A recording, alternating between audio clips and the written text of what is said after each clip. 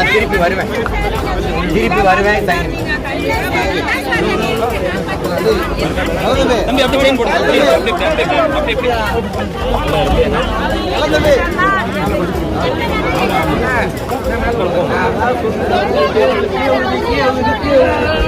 நான் இது மாதிரி பல வீடுகள் இடிக்கிற போராட்டத்தில் பங்கேற்ற ஒருத்தன். அதனால தைரியமா இருங்க.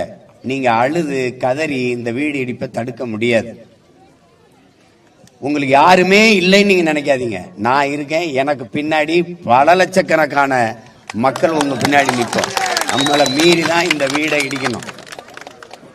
இவர்கள் ஒரு ஒரு ஒரு முறையை வச்சுக்கிறாங்க. எப்படின்னா, யார் வழக்கு போட்டான்னு தெரியாது. யாரோ போய் இது ஏரி ஆக்கிரமிப்பு அப்படின்னு ஒரு வழக்கை போட்டு நம்ம பல முறை கேட்கிறோம், இது ஏரி ஆக்கிரமிப்பு. சரி, ஆக்கிரமிக்கும் போது என்ன பண்ணி கொண்டிருந்தீர்கள்? ஆக்கிரமிக்கும் போது எங்கே போனீர்கள்? முதலாய் ஆக்கிரமிச்சு ஒரு கல்லை எடுத்து வச்சு வீடை கட்ட தொடங்கும் போது, இது ஏரி, இங்க வீடு கட்டக்கூடாதுன்னு நீங்க தடுத்திருந்தா என் மக்கள் வேற இடத்துக்கு போயிருப்பாங்க.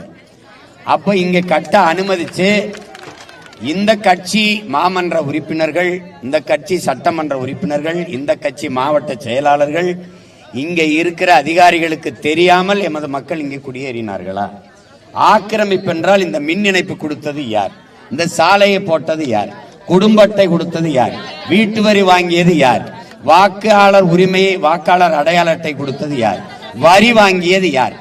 இவ்வளவும் 40 ஆண்டுகளா வாங்கிய ஒரு அரசு, திடீர்னு ஒருத்தர் இப்ப என்ன பண்ணாங்கன்னா, அரசுன்னா நம்ம அரசு போராடுவோம்.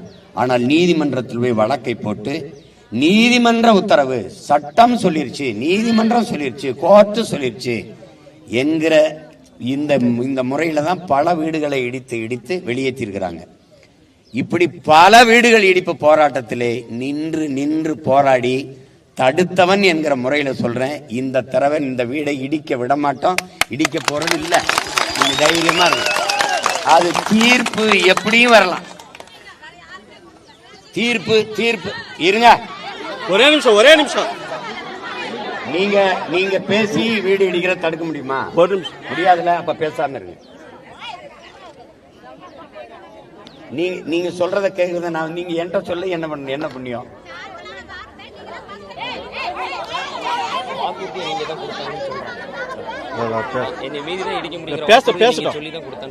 இங்க பாருங்க, பல இடம் இங்க மட்டுமா, அங்க மதுரையில ஏர்போர்ட் கட்டுறதுக்குன்னு வீடு இடிச்சு கூப்பிட்டு இருக்கான், வா இங்க அப்படின்னு.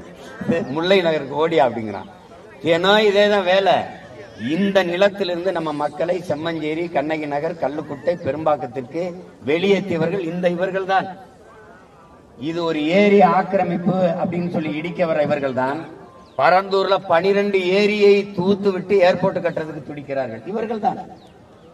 நீங்க வல்லூர் வட்டம் பார்த்திருக்கீங்கல்ல, அது ஏரியை தூத்து தான் கட்டப்பட்டிருக்கு. இப்ப நான் ஒரு வழக்கு போட்டேன், ஏரியாவுக்கு பேர் அது லேக் ஏரியா தான், அதை தூத்துட்டு தான் இங்க கட்டடம் எல்லாம் கட்டிருக்கு, இடிங்கன்னு வழக்கு போட்டா நீதிமன்றம் என்ன சொல்லும்? இடிங்கன்னு சொல்லுமா? சொல்லாது. ஏன்னா அங்க வசதி படைத்தவர்கள், பணக்காரர்கள், அரசியல் செல்வாக்குள்ளவர்கள் வாழ்கிறார்கள். இங்க அடித்தட்டு மக்கள், உழைக்கும் மக்கள், அவங்க சொல்ற மாதிரி தினம் வீட்டு வேலை செஞ்சு வாழ்கிற மக்கள். நமக்கென்ற அதிகாரம் இல்ல, ஆள் இல்ல, குரல் எழுப்ப ஒருத்தனும் இல்ல. ஆனால் உங்கள் உடன் பிறந்தவன் ஒருவன் இருக்கிறேங்கிற இதை மட்டும் நீ என்னைக்கு மறந்துடாது.